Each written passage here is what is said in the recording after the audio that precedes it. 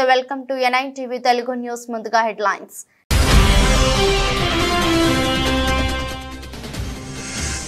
వాయనాడ్లో పర్యటించిన రాహుల్ గాంధీ ప్రియాంక గాంధీ ఈ విషాదాన్ని చూసి ప్రతి ఒక్కరూ బాధపడుతున్నారని వ్యాఖ్య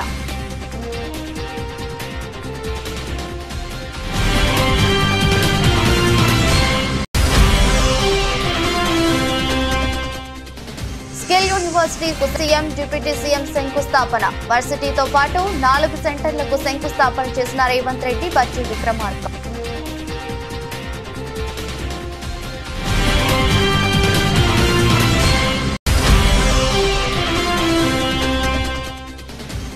జగన్ ను కలిసిన వైసీపీ కార్పొరేటర్లు నేతలు కార్యకర్తలు తాడేపల్లిలో జగన్ కార్యాలయంలో సందడి భారీగా తరలివచ్చిన వైసీపీ శ్రేణులు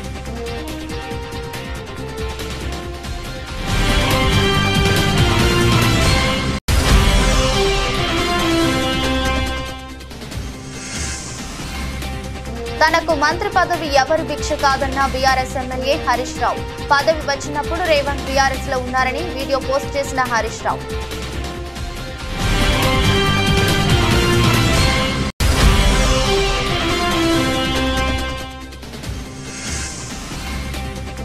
పారిస్ ఒలింపిక్స్ లో భారత్ కు 3వ కాంస్యం పురుషుల 50 మీటర్ల ఎయిర్ రైఫిల్ ఈవెంట్ లో భారత్ కు పతకం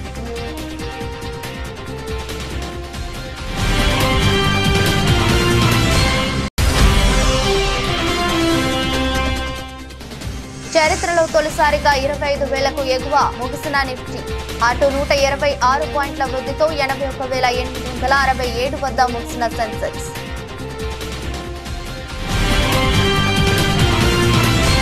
వాయనాడ్ జిల్లాలో కొండచర్యలు విరిగిన ప్రాంతాల్లో వరద ప్రభావిత ప్రాంతాల్లో లోక్సభలో ప్రతిపక్ష నేత రాహుల్ గాంధీ కాంగ్రెస్ అగ్రనాయకురాలు ప్రియాంక గాంధీ పర్యటించారు ఈ సందర్భంగా మాట్లాడుతూ తన తండ్రి చనిపోయినప్పుడు ఎంతగా బాధపడ్డానో ఇప్పుడు అంత బాధపడుతున్నారన్నారు బాధితులకు అండగా ఉండేందుకే ఇక్కడకు వచ్చామన్నారు తానొక్కడినే కాదని ఈ విషాదాన్ని చూసి ప్రతి ఒక్కరూ బాధపడుతున్నారన్నారు ఇది హృదయాన్ని కదిలిస్తుందన్నారు ఇక్కడి పరిస్థితి చూస్తుంటే తనకు నోట మాట రావడం లేదని ప్రియాంక గాంధీ అన్నారు హిమాచల్ ప్రదేశ్ లోను ఇలాంటి విషాదమే చోటు చేసుకుందని ఆవేదన వ్యక్తం చేశారు వాయనాడ్ ఘటనను జాతీయ విపత్తుగా ప్రకటించాలని కోరారు రాజకీయాలు మాట్లాడేందుకు ఇది సమయం కాదన్నారు I feel how I felt when my father died, that I've seen so many people.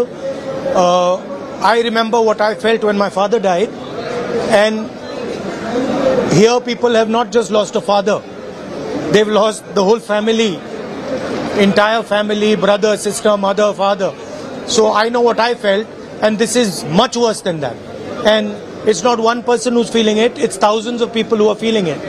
So it's very, very sad. And I think we all owe these people respect, affection, and we should all be standing with them. And I'm very proud that a lot of people are standing with the people of Wayanad. In fact, the whole nation's attention is towards Wayanad. Look, I don't think this is the place or the time to talk about political issues. People here require help. I feel very similar to what my brother feels. We have spent the whole day meeting people who have suffered. It's an immense tragedy. We've met a little boy who was holding on for 6 hours trying to save his mother, and he failed. His whole family, and he managed to save his grandmother, but he failed to save his mother. We can only imagine the kind of pain that people are suffering. And as my brother said, they've lost their entire families. So we are here to give as much comfort and support as we can, to help in any way we can. And I am also very proud to see how everybody is coming together, not just from Wayanad and from Kerala, but from the whole country, to help everybody who is going through this. New York ను మించి అధునాతన హంగులతో Begari కంచెను 4th సిటీగా ప్రభుత్వం అభివృద్ధి చేయబోతుందని ముఖ్యమంత్రి రేవంత్ రెడ్డి పేర్కొన్నారు. ఇప్పటికే హైదరాబాద్, సికింద్రాబాద్, సైబరాబాద్ లో ఉండగా మరో కొత్త నగరాన్ని నిర్మించబోతున్నట్టు తెలిపారు. బంజారా హిల్స్ మాదిరిగా ఈ ప్రాంత ప్రజలు గొప్పగా చెప్పుకునేలా ఈ ప్రాంతాన్ని తీర్చిదిద్దుతామని పేర్కొన్నారు.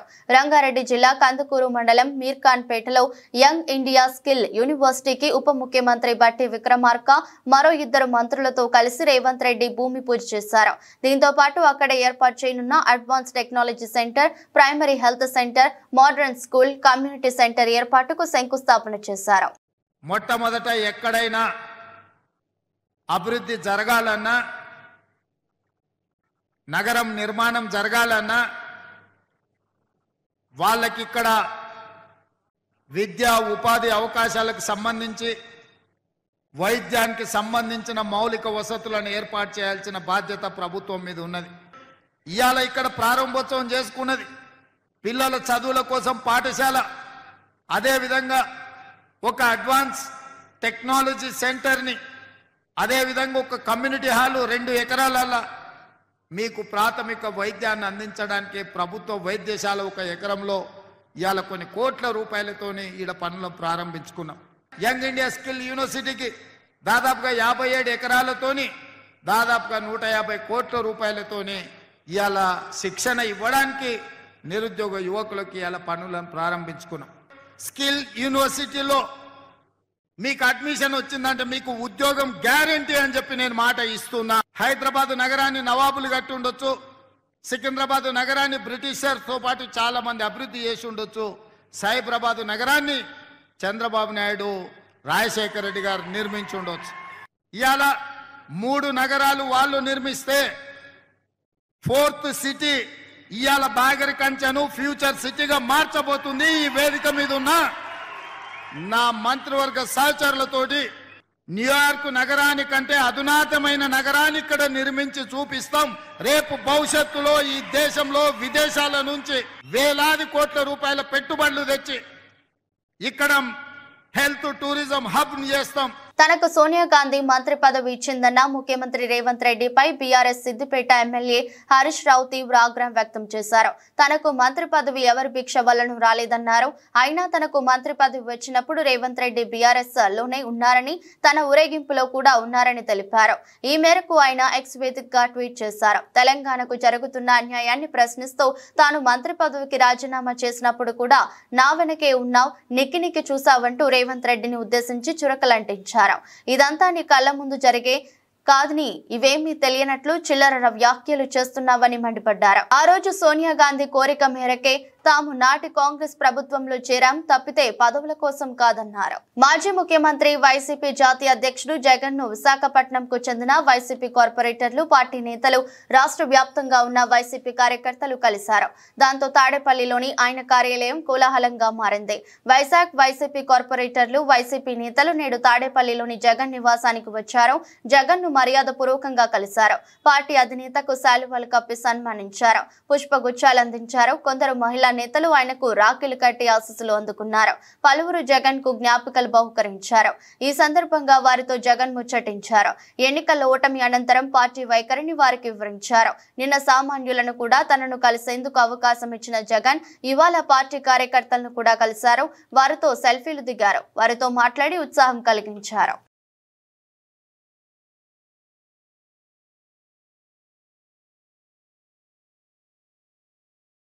సమాజంలో అట్టడుగు వర్గాల అభ్యున్నతై వైఎస్ఆర్ కాంగ్రెస్ పార్టీ లక్ష్యమని, రాజకీయంగా, సామాజికంగా, ఆర్థికంగా ఆయా వర్గాలు సాధికారిత సాధించాలన్న సమున్నతతో ఉద్దేశంతో రాజకీయ పార్టీగాను 5 ఏళ్ల పరిపాలనలో పార్టీ అనేక చర్యలు తీసుకుందని మాజీ మంత్రి యాదమూలపు సురేష్ వెల్లడించారు. వైఎస్ జగన్మోహన్ రెడ్డి ప్రభుత్వ హయాంలో ఇచ్చిన మంత్రి పదవులతో పాటు నామినేటెడ్ పదవుల కేటాయింపు, అమలు చేసిన పథకాలు, ఏర్పాటు చేసిన కార్పొరేషన్లు దీనికి నిరసనగా నిలుస్తాయని ఆయన గుర్తు చేశారు. అణగారిన కులాల్లో ఏ 2 వర్గాలున్నా కూడా 2 కళ్ళు మాదిరిగానే వైఎస్ఆర్ కాంగ్రెస్ పార్టీ భావించిందన్న ఆయన అలాగే చూసిందని కూడా చెప్పారు. ఎస్సీ వర్గీకరణ విషయంలో గౌరవ సుప్రీంకోర్టు ఇచ్చిన తీర్పు కూడా షెడ్యూల్ కులాల అభ్యున్నతికి తోడ్పడాలన్నదే వైఎస్ఆర్ కాంగ్రెస్ పార్టీ ఉద్దేశమని మాజీ మంత్రి స్పష్టం చేశారు. సమాజంలో అట్టడుగు వర్గాల అభ్యున్నతి వైఎస్ఆర్ కాంగ్రెస్ పార్టీ యొక్క లక్ష్యం. సామాజికంగా, రాజకీయంగా, ఆర్థికంగా ఆయా వర్గాల సాధికారతే సాధించాలనే సమున్నత ఉద్దేశంతో రాజకీయ పార్టీగా 5 ఏళ్ల పరిపాలనలో వైఎస్ఆర్ కాంగ్రెస్ పార్టీ అనేక చర్యలు తీసుకుందని చెప్పి కూడా మనం చేస్తూ ఉన్నాం. శ్రీ వైఎస్ జగన్మోహన్ రెడ్డి గారి ప్రభుత్వం హయాంలో అమలు చేసినటువంటి పథకాలు, ఇచ్చిన మంత్రి పదవులతో పాటు నామినేటెడ్ పదవుల కేటాయింపు, ఏర్పాటు చేసినటువంటి కార్పొరేషన్లు ఇవన్నీ కూడా నిదర్శనంగా నిలుస్తాయి. ఎస్సీ వర్గీకరణ విషయంలో ఇవాళ గౌరవ సుప్రీంకోర్టు ఇచ్చిన తీర్పు కూడా షెడ్యూల్డ్ కులాల అభ్యున్నతికి తోడ్పడాలన్నదే వైఎస్ఆర్ కాంగ్రెస్ పార్టీ యొక్క ముఖ్య ఉద్దేశం. గౌరవ సుప్రీంకోర్టు ఇచ్చిన తీర్పును అవకాశవాద రాజకీయాలకు వాడుకోకుండా తీర్పు, ఈ యొక్క సుప్రీంకోర్టు యొక్క తీర్పు స్ఫూర్తి ఏదైతే ఉందో ఆ స్ఫూర్తిని మనస వాచ కర్మేణ అందరికీ న్యాయం జరిగేలా ఎస్సీలను బలోపేతం చేయడానికి వినియోగించాలని వైఎస్ఆర్ కాంగ్రెస్ పార్టీ మనస్ఫూర్తిగా కోరుకుంటాం. ఎస్సీ వర్గీకరణ అంశంలో రాష్ట్రాలకు అధికారం ఇస్తూ సుప్రీంకోర్టు ఇచ్చిన తీర్పును స్వాగతిస్తూ అదేవిధంగా మాదిగలకు మద్దతుగా నిలిచిన మాదిగల పక్షపాతి రాష్ట్ర ముఖ్యమంత్రి రేవంత్ రెడ్డికి అలంపూర్ మాజీ ఎమ్మెల్యే ఏఐసిసి కార్యదర్శి డాక్టర్ ఏ సంపత్ కుమార్ ధన్యవాదాలు తెలిపారు. తెలంగాణలోని యావత్ మాదిగ సమాజానికి మాదిగ ఉపకులాలకు శుభాకాంక్షలు తెలిపారు. యావత్ తెలంగాణ మాదిగ ప్రజలందరికీ కూడా హృదయపూర్వక శుభాకాంక్షలు తెలియజేస్తూ, నేను ఒక శాసనసభ్యుడిగా, ఎంఆర్పీఎస్ నాయకుడిగా దశాబ్దాలుగా దాని మీద పోరాటం చేసి శాసనసభలో కూడా ఆ రోజు ఈనాటి ఆ రోజు ఉన్నటువంటి టీఆర్ఎస్ ప్రభుత్వము పూర్తిగా ఈ సమస్య మీద నిర్లక్ష్యం వహించినప్పటికీ కాంగ్రెస్ పార్టీ తరఫున ఆ రోజు ఉషా మేరా కమిషన్ వేసి రాష్ట్ర వ్యాప్తంగా తిరిగి వర్గీకరణ చేయాల్సిందే అని కాంగ్రెస్ పార్టీ బలంగా నమ్మి కేంద్ర ప్రభుత్వం మీద ఉంచితే 10 సంవత్సరాల బీజేపీ పరిపాలనలో ఉన్నటువంటి నరేంద్ర మోడీ ప్రభుత్వం అక్కడ నిర్లక్ష్యం చేయడం, ఇక్కడ టీఆర్ఎస్ పార్టీ కూడా అఖిలపక్షాన్ని తీసుకొని పోయి కేంద్రం మీద ఒత్తిడి తెస్తామని చెప్పి మాయా మాటలతో మాదిగలను మభ్యపెడితే ఆ రోజు శాసనసభలో ఎమ్మెల్యేగా నేను చేసిన పోరాటానికి ఆనాటి శాసనసభ్యుడు, ఈనాటి గౌరవ ముఖ్యమంత్రి రేవంత్ రెడ్డి గారు మాదిగల పక్షపాతిగా ఆ రోజు మా ఉద్యమంలో భాగస్వామి అయ్యి అసెంబ్లీ నుంచి కూడా నేను రేవంత్ రెడ్డి గారు బహిష్కరణకు గురైనాం. అయినా వెనుకడుగు వేయలే, పోరాటం చేసినాం. ఆ రోజు ఎమ్మెల్యేగా అండగా నిలబడ్డ మాదిగల పక్షపాతి రేవంత్ రెడ్డి గారు ఈరోజు ముఖ్యమంత్రిగా సుప్రీంకోర్టులో ఇంటర్వ్యూన్ అయ్యి వాదనలు వినిపించి ప్రభుత్వం తరఫున కూడా వాదనలు వినిపించడం వల్లనే ఈరోజు విజయవంతంగా మాదిగల ఆకాంక్షలు, మాదిగల చిరకాల కోరిక నెరవేరింది కనుక వారికి సుప్రీంకోర్టు ధర్మాసనానికి మరియు గౌరవ ముఖ్యమంత్రి రేవంత్ రెడ్డి గారు మాదిగల పక్షపాతిగా తీసుకున్న సాహసోపేత నిర్ణయం మరియు సుప్రీంకోర్టులో వాదనలు వినిపించినందుకు హృదయపూర్వకంగా ధన్యవాదాలు, కృతజ్ఞతలు తెలియజేస్తూ, న్యాయ వ్యవస్థ పైన ప్రజలందరికీ ఒక అపారమైన నమ్మకం, విశ్వాసం ఉంది. కానీ ఎంత ఆలస్యంగా న్యాయం జరిగితే అంత అన్యాయం జరిగినట్లే అని బీఆర్ఎస్ సిరిసిల్ల ఎమ్మెల్యే కేటీఆర్ స్పష్టం చేశారు. శాసనసభలో సివిల్ కోర్టుల సవరణ బిల్లును శాసనసభ వ్యవహారాల శాఖ మంత్రి దుద్దిల్ల శ్రీధర్ బాబు ప్రవేశపెట్టారు. ఈ సందర్భంగా సివిల్ కోర్టుల సవరణ బిల్లుపై కేటీఆర్ మాట్లాడుతూ ప్రభుత్వం ప్రవేశపెట్టిన ఈ బిల్లును సమర్థిస్తూ స్వాగతిస్తున్నామని తెలిపారు. రాజ్యాంగ నిర్మాతలు న్యాయ వ్యవస్థకు రాజ్యాంగంలోనే బలమైన పునాదులు వేశారు. రాజకీయంగా విభేదాలు ఉన్నప్పటికీ న్యాయ వ్యవస్థను కాపాడేందుకు సమిష్టిగా కలిసి పనిచేయాలి. అత్యాచారాలు, సైబర్ క్రైమ్ బాధితులకు సత్వర న్యాయం జరిగేలా ఫాస్ట్ ట్రాక్ కోర్టులు ఏర్పాటు చేయాలి. అవసరమైతే ప్రతి జిల్లాలో ఫాస్ట్ ట్రాక్ కోర్టులు ఏర్పాటు చేసి నిందితులకు వెంటనే శిక్షణ పడేలా చేయాలి. దీంతో మిగతా వారెవరూ కూడా ఇలాంటి ఘటనలకు పాల్పడరని కేటీఆర్ తెలిపారు. మధ్యకాలంలో మంత్రి గారు మనం గమనిస్తూ ఉన్నాం, మా సబితా ఇంద్రారెడ్డి గారు కూడా చాలా వివరంగా మాట్లాడారు. శాంతి భద్రతల విషయంలో ఎట్లా ఉంది పరిస్థితి అనేది కూడా చాలా వివరంగా చెప్పారు. దయచేసి ప్రభుత్వాన్ని నేను కోరేది, మనం అందరం కూడా, ఎందుకంటే సమిష్టిగా రాజకీయాల్లో ఏ రకమైన అభిప్రాయాలు ఉన్నప్పటికీ, ఏ రకమైన సిద్ధాంతాలు ఉన్నప్పటికీ, ఏ రకమైన విభేదాలు ఉన్నప్పటికీ మనందరం కూడా కొన్ని విషయాల్లో మాత్రం సమిష్టిగా ఆలోచించాల్సిన అవసరం ఉంది. ఈ రాష్ట్రంలో ఈరోజు జరుగుతున్న అత్యాచారాలు కానీ, ఈ రాష్ట్రంలో ఈరోజు జరుగుతున్న సైబర్ క్రైమ్ కానీ, రాష్ట్రంలో మనం అందరం కూడా జ్యుడిషియస్గా ఆలోచించి ఫాస్ట్ ట్రాక్ కోర్టుల ఏర్పాటు, ముఖ్యంగా అత్యాచార కేసుల విషయంలో దయచేసి నేను ప్రభుత్వాన్ని కోరుతా ఉన్నా, అవసరమైతే ప్రతి జిల్లాలో స్పెషల్ కోర్ట్స్ ఏర్పాటు చేయండి. ఫాస్ట్ ట్రాక్ అంటే ఒక్కసారి ఇలాంటి నేరం జరిగినప్పుడు మళ్ళీ ఎవరు అలాంటి దుస్సాహసం చేయకుండా నిందితుడికి వెంటనే శిక్ష పడుతుంది, బాధితులకు న్యాయం వస్తుందనే విధంగా ప్రతి జిల్లాలో అవసరమైతే ప్రత్యేక ఫాస్ట్ ట్రాక్ కోర్టులు ఏర్పాటు చేయాలని ప్రభుత్వానికి మా విజ్ఞప్తి.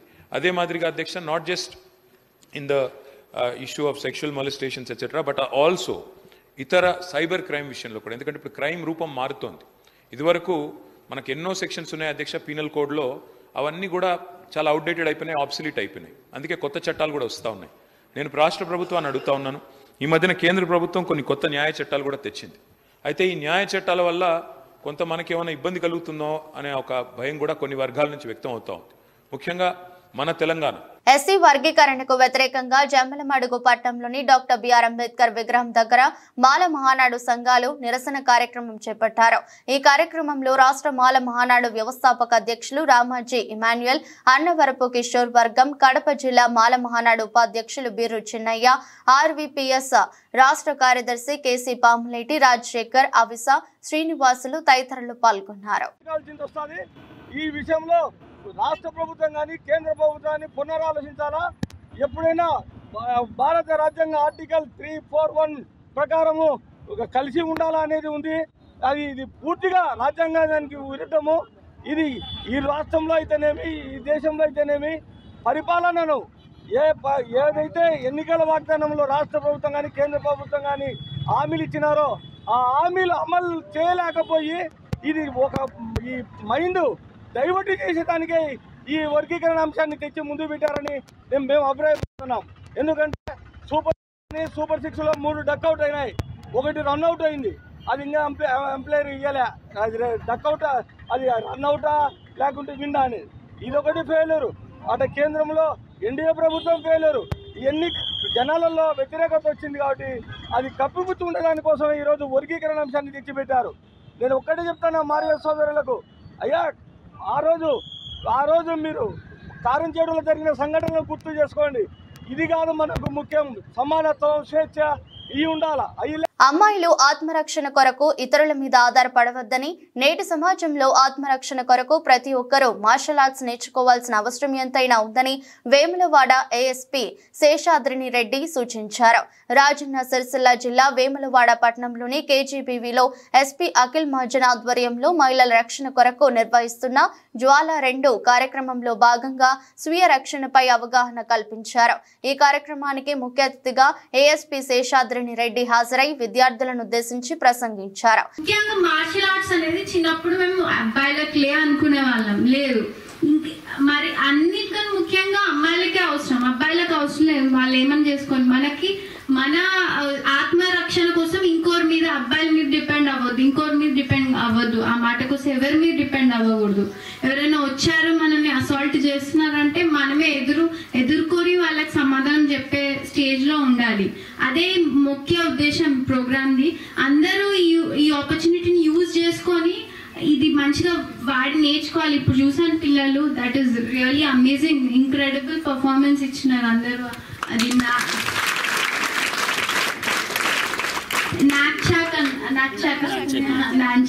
ఓకే, దట్ ఈస్ రియలీ చాలా బాగుంది. అది lot of effort goes in to it, నాకు అర్థమవుతుంది చేస్తుంటే. అందరూ అట్లా నేర్చుకోవాలి, వాళ్ళని వాళ్ళు కాపాడుకునే స్టేజ్ లోకి రావాలి అని మనస్ఫూర్తిగా కోరుకుంటున్నాను. సుప్రీంకోర్టు ఎస్సీ వర్గీకరణపై తీర్పు వెలువరించడం శుభ పరిణామమని కాంగ్రెస్ పార్టీ సీనియర్ నాయకులు రఘువీరారెడ్డి అన్నారు. ఈ విషయమై ఆయన మాట్లాడుతూ ఎస్సీ ఎస్టీ వర్గీకరణపై తీవ్ర పోరాటం చేసిన మందకృష్ణ మాదిగకి మిగిలిన వారందరికీ అభినందనలు తెలిపారు. కేంద్ర ప్రభుత్వం కక్షపూరిత ధోరణిని విడనాడి సమానత్వం సాధించే దిశగా దేశవ్యాప్తంగా కుల గణన జరిపించాలని అన్నారు. క్యాస్ట్ సెన్సస్ జరిగితేనే ఎస్సీ ఎస్టీలకు సంబంధించిన సుప్రీంకోర్టు తీర్పును న్యాయంగా అమలు జరుపగలుగుతారని, ఈ అంశంపై బీజేపీ పునరాలోచించాలన్నారు. శబ్దాలుగా ఉన్నటువంటి ఒక సమస్యకు సుప్రీంకోర్టు పరిష్కారం ఇచ్చింది నిన్నటి రోజు.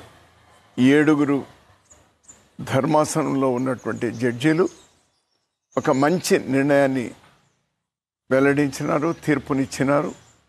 ఎస్సీ ఎస్టీలో వర్గీకరణ జరగాలి, అందరూ సమానం రావాలి అనేటువంటి దాంతో ఇచ్చారు. మనస్ఫూర్తిగా నేను హర్షిస్తా ఉన్నాను. సుదీర్ఘమైనటువంటి పోరాటం ఈరోజు సాకారమైంది. అందులో భాగస్వాములైనటువంటి అందరికీ, ప్రత్యేకించి మందకృష్ణ మాదిగ ఎక్కువగా శ్రమించినారు. మిగిలినటువంటి వాళ్ళు కూడా వేదికలు సపరేట్ అయినా కూడా అదే లక్ష్యంతో పనిచేస్తూ వచ్చినారు. అందరికి కూడా నేను అభినందనలు తెలియజేస్తున్నాను. ఇది అందరికీ మేలు జరుగుతుందని నేను పర్సనల్గా విశ్వసిస్తున్నాను. కాంగ్రెస్ పార్టీ కూడా విశ్వసిస్తుంది. సుప్రీంకోర్టు ఎస్సీ ఎస్టీ వర్గీకరణకు గ్రీన్ సిగ్నల్ ఇవ్వడంతో సిద్దిపేట జిల్లా గజ్వేల్లో ఎంఆర్పీఎస్ ఆధ్వర్యంలో సంబరాలు చేసుకున్నారు. అంబేద్కర్ చౌరస్తాలోని అంబేద్కర్ విగ్రహానికి పాలాభిషేకం చేసి అనంతరం ఎంఆర్పీఎస్ వ్యవస్థాపక అధ్యక్షుడు మందకృష్ణ మాదిగ చిత్రపటానికి పాలాభిషేకం చేశారు. అనంతరం టపాకాయలు కాల్చి స్వీట్లు పంచుకుని సంబరాలు జరుపుకున్నారు. ఈ సందర్భంగా ఎంఆర్పీఎస్ నాయకులు మాట్లాడుతూ ఎంఆర్పీఎస్ వ్యవస్థాపక అధ్యక్షుడు ఆధ్వర్యంలో 3 దశాబ్దాల పైగా సాగిన పోరాటంలో సుప్రీంకోర్టు ఎస్సీ వర్గీకరణకు తీర్పు వచ్చిన సందర్భంగా సంబరాలు జరుపుకోవడం జరిగిందన్నారు.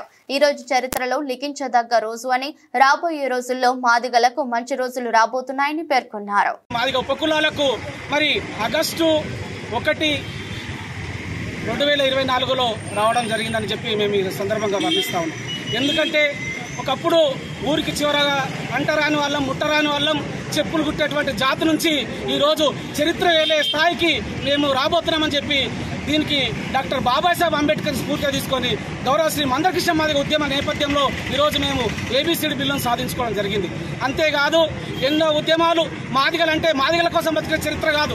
మాదిగలంటే గ్రామంలో ఉన్నటువంటి, దేశంలో ఉన్నటువంటి అన్ని కులాలను, అన్ని మతాల కోసము పనిచేసిన సంస్థ కానీ, పనిచేసిన సంఘం కానీ ఏకైక సంస్థ ఉందంటే అది ఎంఆర్పీఎస్ సంఘమే. అది గౌరవ శ్రీ మందకృష్ణ మాదిగ అధ్యయనం నడిచినటువంటి సంఘం అని చెప్పి సందర్భంగా గుర్తు చేస్తాం.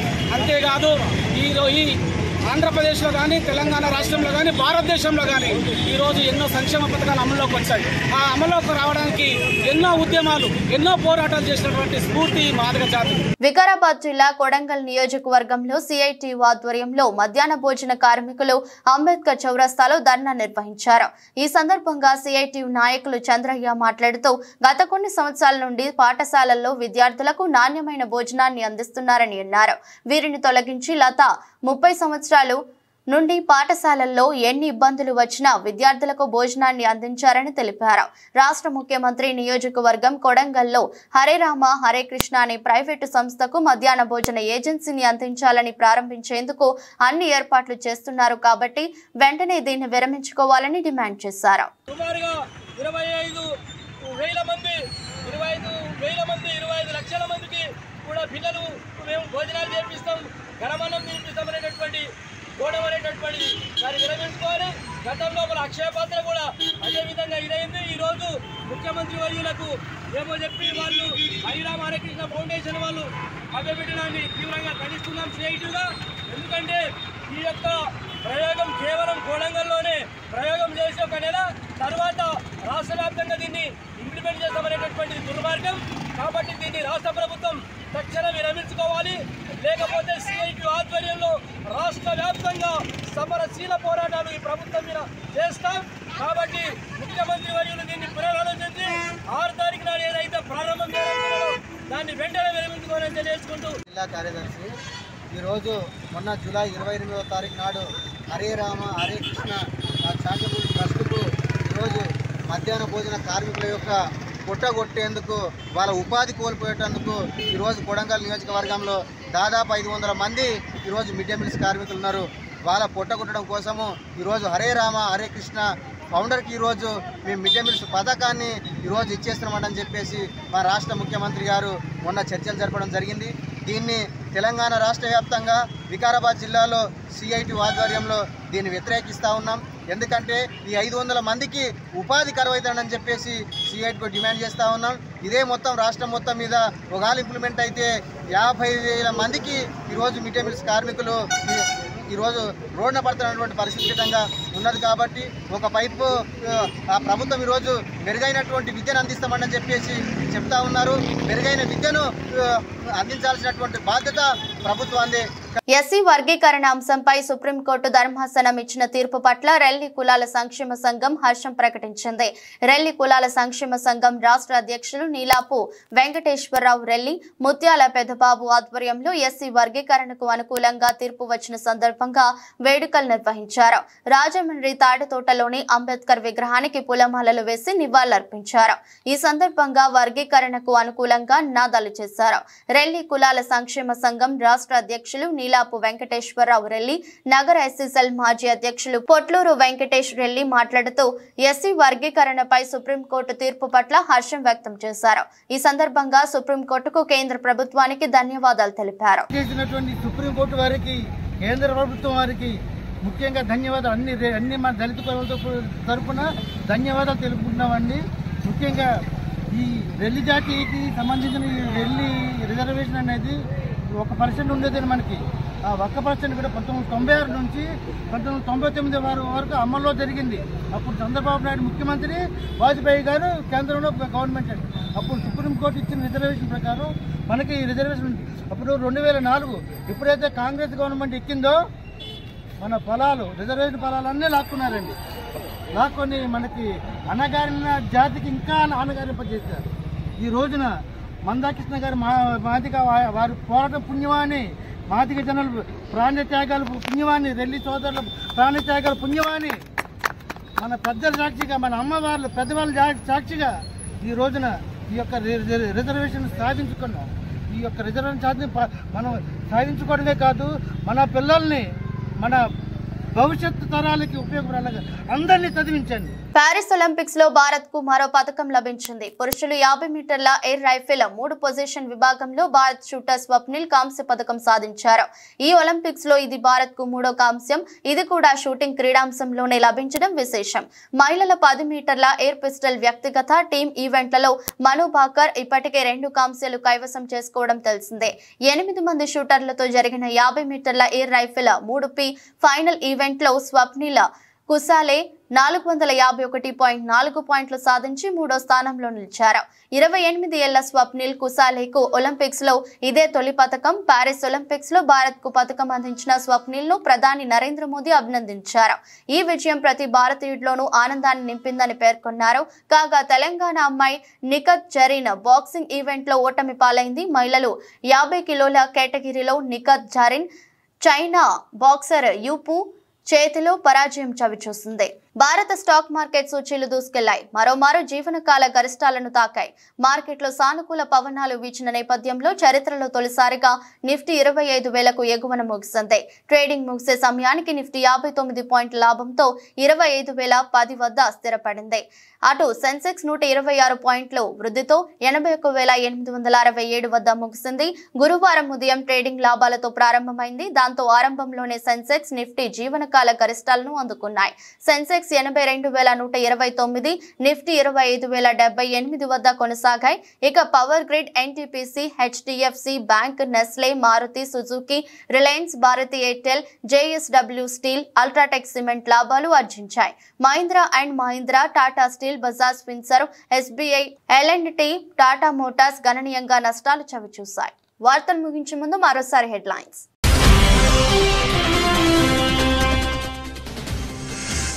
వాయనాడ్ లో పర్యటించిన రాహుల్ గాంధీ, ప్రియాంక గాంధీ. ఈ విషాదాన్ని చూసి ప్రతి ఒక్కరూ బాధపడుతున్నారని వ్యాఖ్య.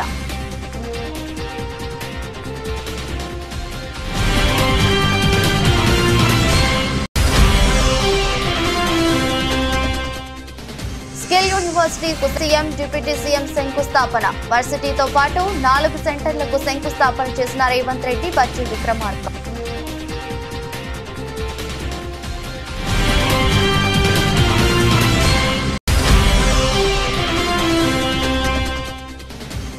జగన్ ను కలిసిన వైసీపీ కార్పొరేటర్లు, నేతలు, కార్యకర్తలు. తాడేపల్లిలో జగన్ కార్యాలయంలో సందడి. భారీగా తరలివచ్చిన వైసీపీ శ్రేణులు.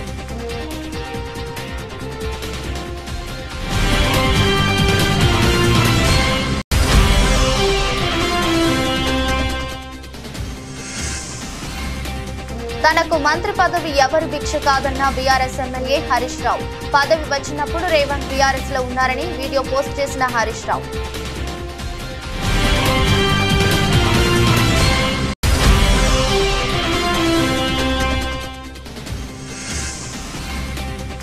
ప్యారిస్ ఒలింపిక్స్ లో భారత్ కు 3వ కాంస్యం. పురుషుల 50 మీటర్ల ఎయిర్ రైఫిల్ ఈవెంట్ లో భారత్ కు పతకం.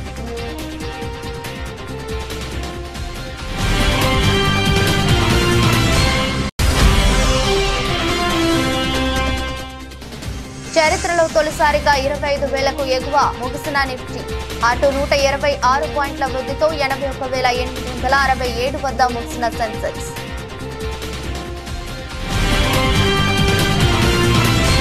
ఇది బులెటిన్. మరో బులెటిన్లో మళ్ళీ కలుద్దాం. అంతవరకు సెలవు. నమస్కారం.